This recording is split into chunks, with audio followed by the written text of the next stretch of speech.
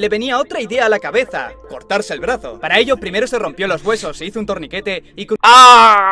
No todos tenemos la suerte de salir con vida a algo imposible. Si tuviéramos que contar a las personas que salieron con vida, lo podríamos contar con las manos. Así que hoy veremos 6 personas que sobrevivieron a lo imposible. Número 6. Era 1971. Julián, de por aquel entonces 17 años, estaba con su madre sobrevolando el Amazonas peruano. La mala suerte hizo que se pusiera a llover de tal manera que apenas podían ver el justo sobre Perú, pues. Justo sobre Perú. Paisaje, y si eso hubiera sido lo más preocupante habría sido un alivio, pero cuando creían que las cosas no podían empeorar, comenzaron a caer rayos. El avión comenzó a desestabilizarse, los pasajeros asustados gritaban y lloraban y con razón, el avión se estaba cayendo. Julián le mostró una luz brillante a su madre que salía del motor, y ella únicamente le dijo: eso es el final, todo ha terminado. Y tenía razón para todos los pasajeros, menos para su hija. De alguna manera, Julián recuerda que después de los gritos, el sonido del motor y el avión despedazándose en mitad del aire, terminó en mitad de la selva, viva. Tenía un ligamento de la rodilla roto.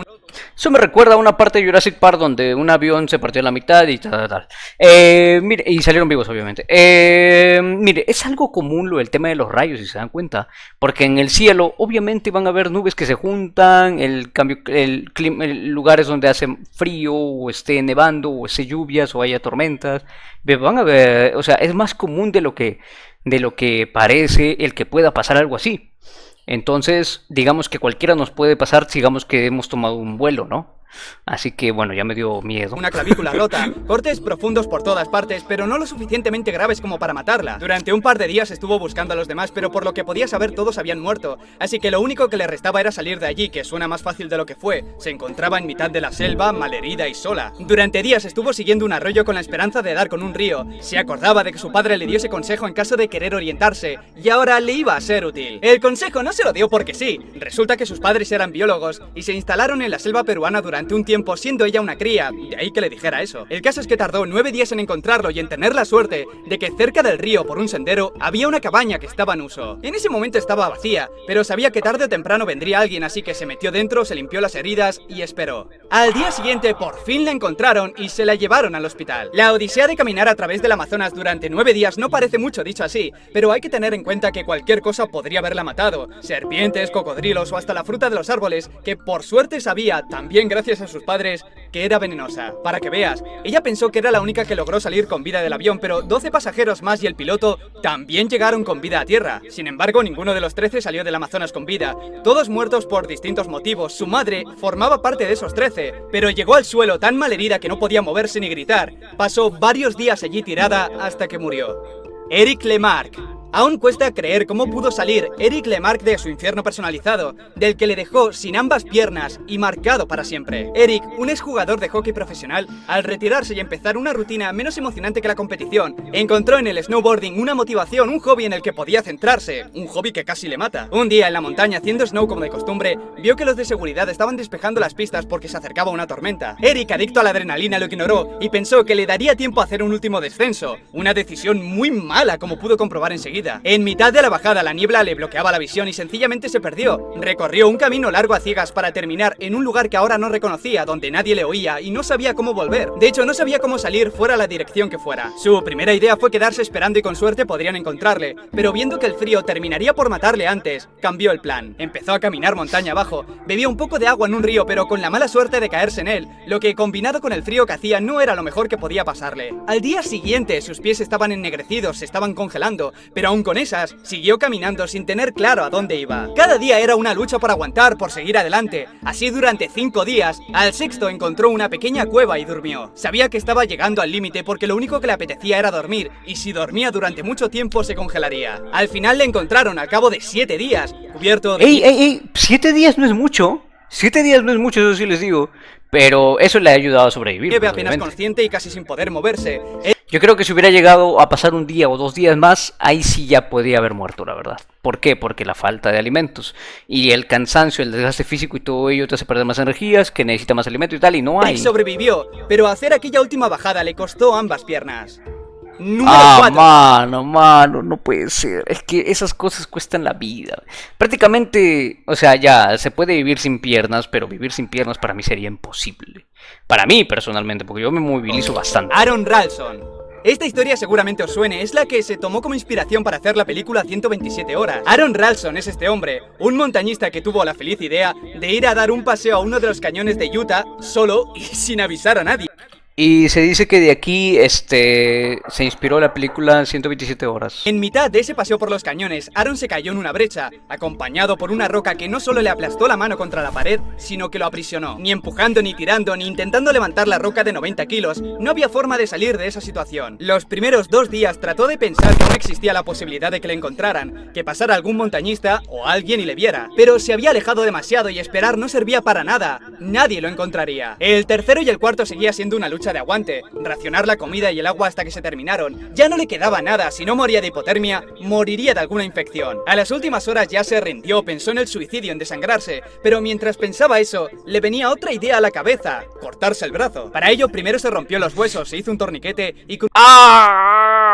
Lo único que tenía que hacer era eso, romperse el brazo. Primero es que no solamente es cortar, es romper los huesos, fracturarse los huesos y luego cortar. Porque luego cortar el hueso es lo más difícil. Una navaja pequeñísima se cortó la carne. Ya una vez fuera salió de la brecha, caminó 12 kilómetros y lo encontraron. Como dije antes, si la historia te interesa, la película 127 horas te gustará, es bastante fiel a cómo pasó. A día de hoy se dedica a dar conferencias motivacionales, a escribir libros y a escalar. Gracias a la prótesis con forma de pico puede seguir haciendo. Pero es que no aprende, o sea, ya hasta película te hicieron de por lo que pasaste. Bueno, obviamente tú fuiste el autor de la película, pero yo no volvería si me pasa eso.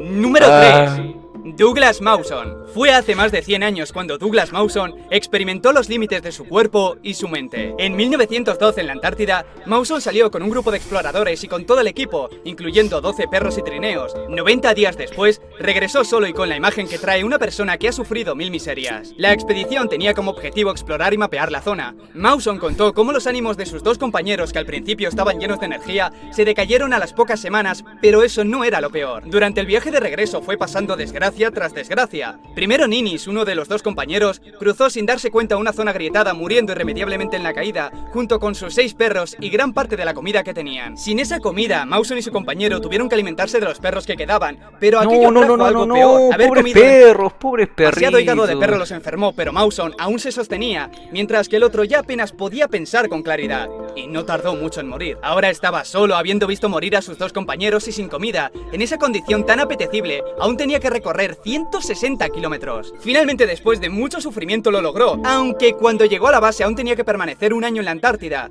pero lo había logrado. Número 2. Stephen Callahan. Veamos, de momento hemos tenido una niña en el Amazonas, un ex deportista en la montaña, un geólogo en la Antártida, y ahora solo nos falta el mar, y para ello tenemos a Stephen Callahan, el hombre que estuvo más de...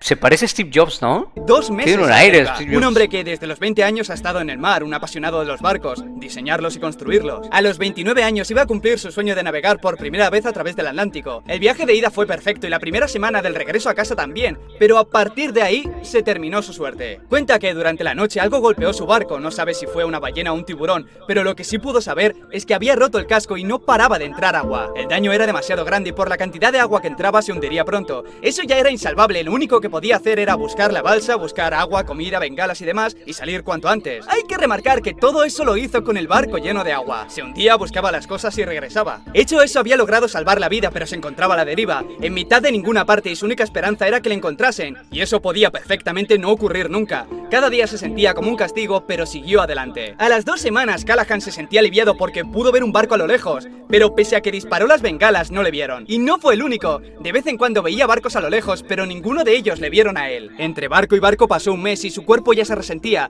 Tenía hambre y sed constantemente, el agua salada le provocó llagas en la piel y le dolían los huesos por tener un espacio tan limitado. Después de 50 días ya no tenía esperanza, solo aguantar lo máximo posible, y si tenía que morir, que así fuese. Finalmente, toda la suerte que no había tenido hasta el momento la tuvo a los 76 días, cuando un barco pesquero por fin logró verle y rescatarle. Creo que lo peor de toda esta historia son los primeros barcos. Verlos, intentar hacer lo posible para que te vean pero que pasen de largo. Tiene que quitar las esperanzas de golpe, y mucho más ocurre varias veces como le pasó a él. Número 1. Qué increíble lo de 76 días, amigos. Es bastante pero no se rindió, no se rindió. Lo importante es que sobrevivió.